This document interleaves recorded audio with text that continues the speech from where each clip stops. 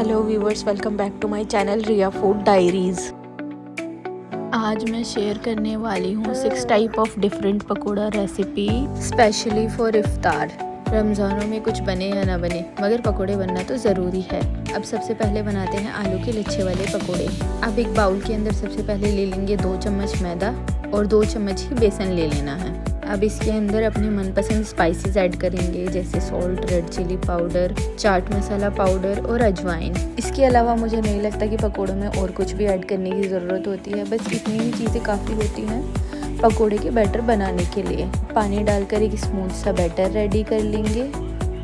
अब इन पकोड़ों की सबसे स्पेशल चीज़ है ये आलू की कटिंग। सबसे पहले आलू को ग्रेट कर लेना है इस टाइप से पतले पतले स्लाइसिस के अंदर। अब सभी आलू की स्लाइसिस को बहुत ही ध्यान से चॉप कर लेना है नाइफ़ की हेल्प से, इस टाइप से बिल्कुल। और इसी तरह से हमारे आलू के लच्छे तैयार हो जाएंगे। कटिंग किए हुए आलूओं को वॉश कर लेंगे एक बार पानी के अंदर। अब इसको ऐड कर देंगे हमारे बनाए हुए बैटर के अंदर। आलू को बैटर के अंदर अच्छी तरह मिक्स कर लेना है इस टाइप से। अगर आप आलूओं को चॉप करके पतले पतले स्लाइसिस में कट करके बनाएंगे तो ये बहुत ही ज़्यादा क्रिस्पी बनते हैं। बस अब इसी तरह फुल ऑफ स्पून ले लेना है हमें अपना आलू का बैटर और गरम गरम ऑयल के अंदर पकोड़े डालते जाना है।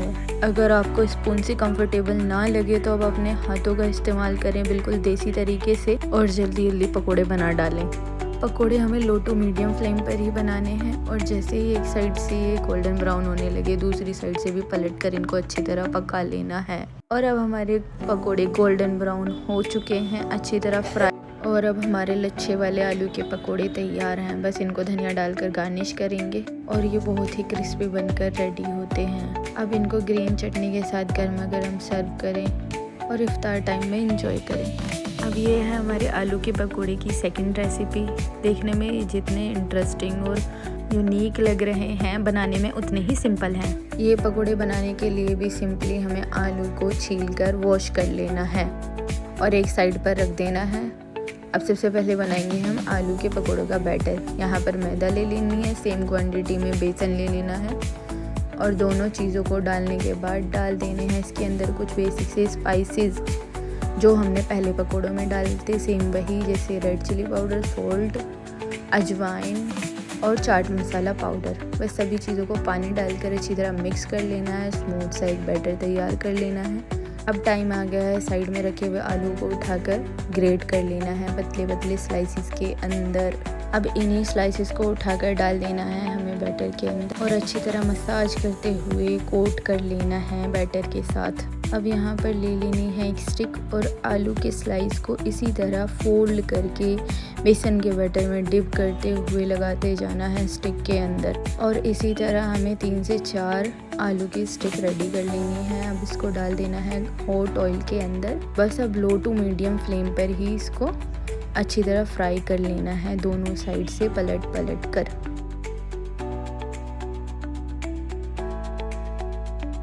दो से 3 मिनट के अंदर ही ये आलू के स्टिक फ्राई होकर रेडी हो जाएंगे। इनमें ज़्यादा टाइम नहीं लगेगा क्योंकि ये पतले पतले स्लाइसिस में कटे हुए हैं और ये बिल्कुल कुरकुरे हो जाएंगे।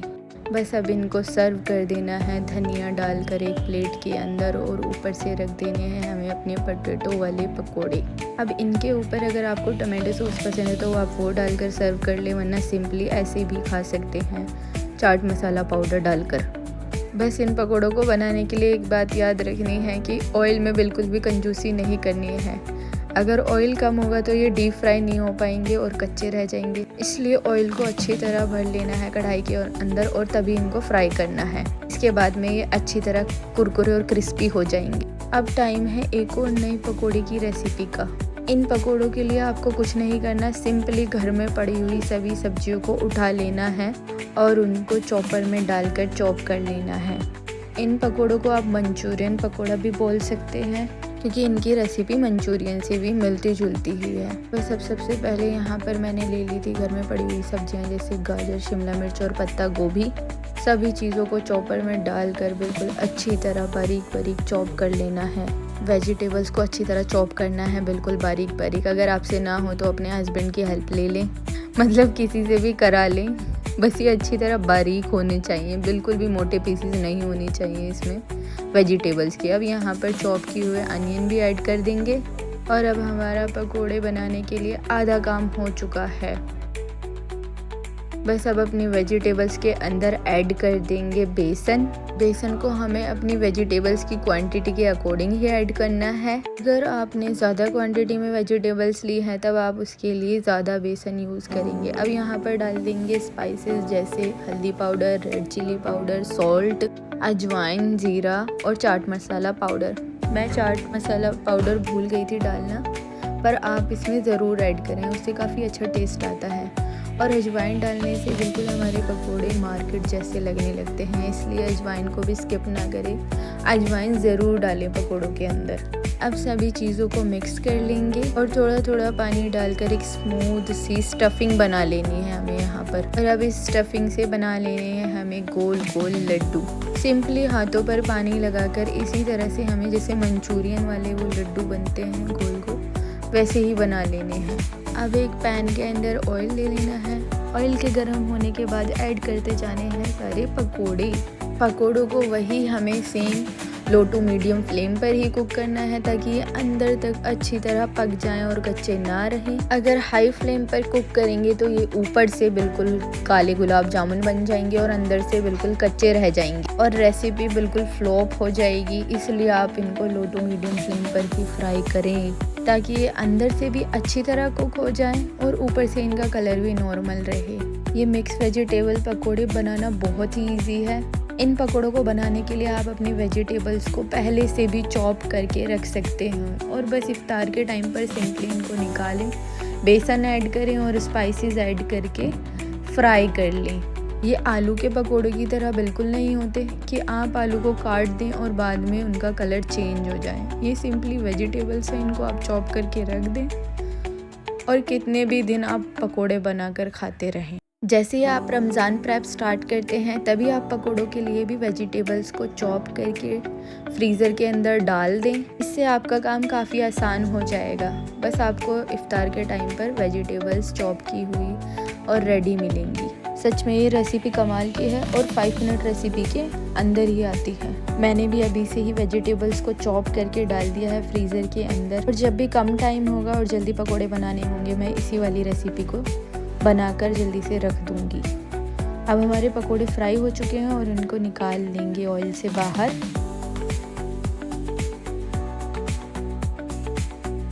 अब इनको सर्व करेंगे ग्रीन चटनी के साथ। ये वाली पकोड़ा रेसिपी अगर आपके घर में बच्चे हैं, मतलब जिनको कुकिंग करना पसंद है, तब वो भी इन पकोड़ों को आराम से बना सकते हैं। अब आप देख सकते हैं कि पकोड़े अंदर से भी अच्छी तरह पक चुके हैं, बिल्कुल भी बेसन नहीं दिख रहा है और ऊपर से क्रिस्पी हो गए हैं। इसी तरह हमें पकोड़े बनाने हैं, बिल्कुल सेम ऐसे ही।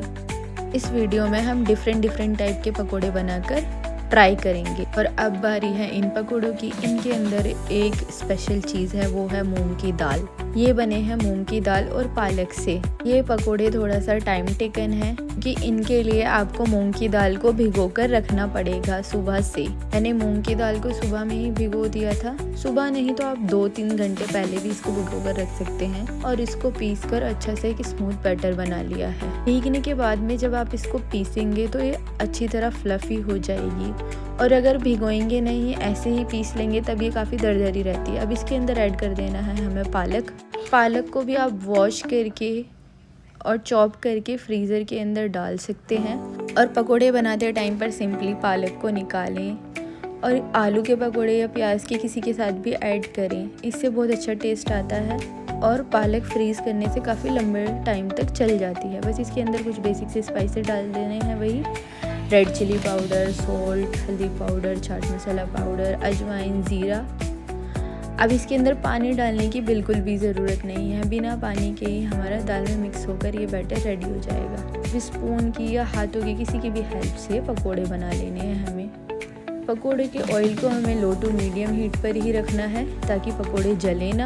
ये पकोड़े भी काफ़ी क्रिस्पी और कुरकुरे बनकर तैयार होते हैं क्योंकि इसके अंदर मूंग की दाल का यूज़ किया जाता है और मूंग की दाल के पकोड़े तो सभी के ही फेवरेट होते हैं। बस इनको अलट पलट कर अच्छी तरह दोनों तरफ से गोल्डन ब्राउन फ्राई कर लेना है और मूंग की दाल के अंदर पालक डालने से इनका टेस्ट और भी ज़्यादा इन्हेंस हो जाएगा। आप सिंपल मूंग की दाल के पकोड़ों की जगह एक बार मूंग की दाल के बैटर में पालक डालकर पकोड़े बनाकर ज़रूर ट्राई करें, ये बहुत ही ज़्यादा टेस्टी बनते हैं। बस अब पकोड़ों को निकाल कर सर्व कर देंगे एक प्लेट के अंदर और ग्रीन चटनी भी डाल देंगे। अब इन पकोड़ों को भी टेस्ट कर लेंगे, मतलब चेक कर लेंगे एक बार तोड़ कर कि ये अंदर से कच्चे तो नहीं है। वैसे तो ये बनाते में ही पता चल जाता है कि ये कच्चे नहीं हैं। इसी तरह डिफरेंट टाइप के पकोड़े बनाकर आप भी रमज़ान में ज़रूर ट्राई करें। Hello viewers, welcome back to my channel Riya food diaries. आज हम बनाने वाले हैं रमजान के लिए स्पेशल बनने वाले एग पकोड़ा रेसिपी। इस रेसिपी के अंदर मैंने बॉइल्ड एग का यूज किया है। इस रेसिपी के अंदर बॉइल्ड एग का यूज किया है और आलू की स्टफिंग बनाकर उससे एग को कवर कर दिया है। ये रेसिपी काफी यूनिक है बट हर रमजान के लिए परफेक्ट है।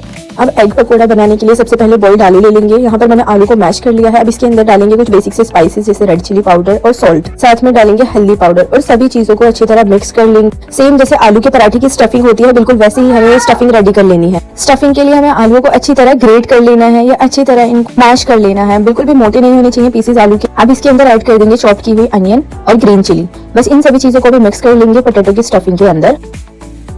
और अब हमारी स्टफिंग बनकर रेडी है। अब बॉइल्ड एग ले लेंगे। एग को बीच में से हाफ कट कर लेना है। अब सिंपली हाथों को ऑयल से ग्रीस करने के बाद यहाँ पर ले लेंगे आलू की स्टफिंग। अब इसको हाथों से प्रेस करते जाएंगे और कुछ इस टाइप से एक पतली सी लेयर बना लेनी है। अब इस लेयर के ऊपर रखेंगे हाफ कट किया हुआ एग और एग का जो योक है उसको नीचे की साइड में ही रखना है, प्लेन वाला पार्ट ऊपर होना चाहिए। बस इसको अच्छी तरह सील कर देंगे।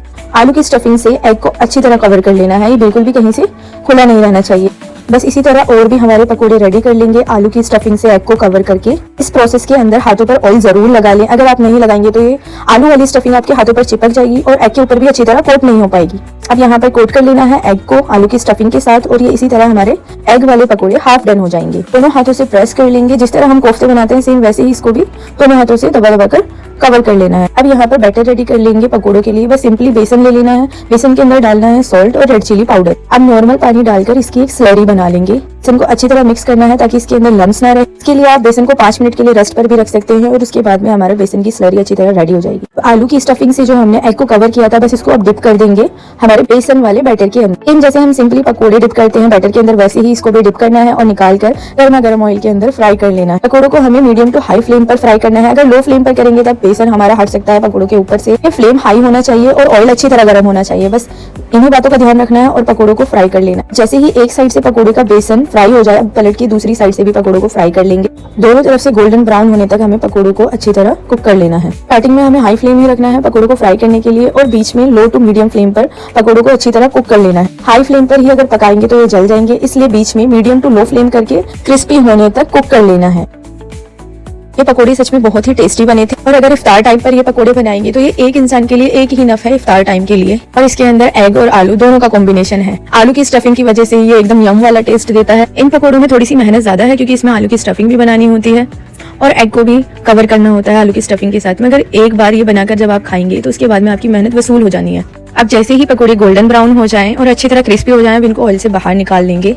पकोड़े ऊपर से तो काफी क्रिस्पी हो गए थे मगर अंदर से आलू की स्टफिंग की वजह से ये काफी सॉफ्ट थे और अब हमारे एग और पोटैटो के कॉम्बिनेशन से बने पकोड़े बनकर तैयार है। अब इसको बीच से काट कर चेक करेंगे। पकोड़ों को सिंपली हल्के हाथ से ही काटना है। अगर आप ज्यादा प्रेस करेंगे तो इसके अंदर से आलू बाहर हो जाएगा और हमारा पकोड़ा फट भी सकता है, इसलिए पकोड़ों को हल्के हाथ से ही कट करना है। और अब इनको गार्निश करेंगे हरे धनिया के साथ और ऊपर से डालेंगे थोड़ा सा चाट मसाला। और ये देखिए हमारे इफ्तार के लिए एग वाले पकोड़े बनकर रेडी है। आप भी अपने घर में ट्राई करें और मुझे कमेंट में जरूर बताएं। Hello viewers, welcome back to my channel Riya food diaries. Ramzan आने वाले हैं और रमजानों में इफ्तार में पकोड़े ना बने ऐसा तो हो ही नहीं सकता क्योंकि पकोड़ों के बिना तो हमारी इफ्तारी अधूरी होती है। इसीलिए आज मैंने ट्राई किए हैं ये डिफरेंट टाइप के पकोड़े।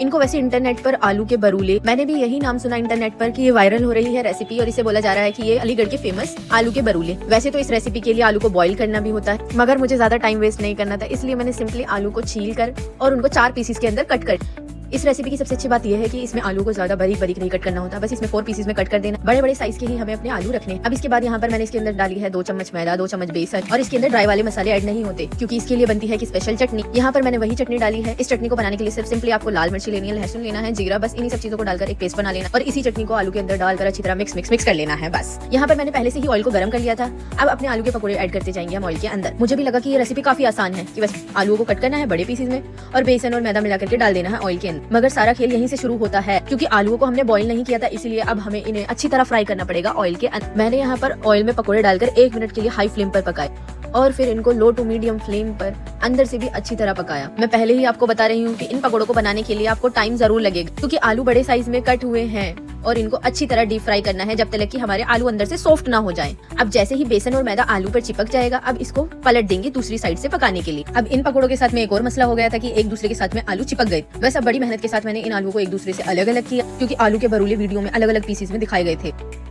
बस अब बड़ी ही मेहनत के साथ हमारे आलू के आलू के बरूले बनकर तैयार हैं। मैंने इन आलू के पकौड़ों के अंदर जीरा और अजवाइन भी ऐड किया था क्योंकि मुझे अजवाइन और जीरा पसंद है पकौड़ों के अंदर। अगर आपको नहीं पसंद तो आप स्किप कर दे और अपनी पसंद के मुताबिक ही पकौड़े बनाएं। अब पकौड़ों को निकाल कर डेकोरेट करना भी जरूरी है, इसलिए मैंने यहाँ पर काट ली है थोड़ी सी प्याज और ऊपर से डालेंगे हरा धनिया। और अब हमारे रमजानों के लिए एक और पकौड़े की नई रेसिपी तैयार है। अगर आपको पकौड़े अच्छे लगे हो तो कमेंट में जरूर बताएं और अगर कोई कमी लगी हो तो तब भी जरूर बताएं क्योंकि कमेंट करना जरूरी है। बस कमेंट करें कि कैसे लगे आपको पकौड़े। पकौड़े नहीं सॉरी, आलू के बरूले। यहाँ पर मुझे पकौड़े देखकर एक चीज याद आई कि मैंने इसके अंदर है ना फूड कलर स्किप कर दी। मैंने रेसिपी में देखा था कि ये बरूले काफी रेड दिखते हैं। अगर आपको भी वो रेड कलर ज्यादा पसंद है तो आप इसके अंदर फूड कलर डाल के इनको रेड बना ले, वरना सिंपली आप इसी तरह भी बना सकते हैं।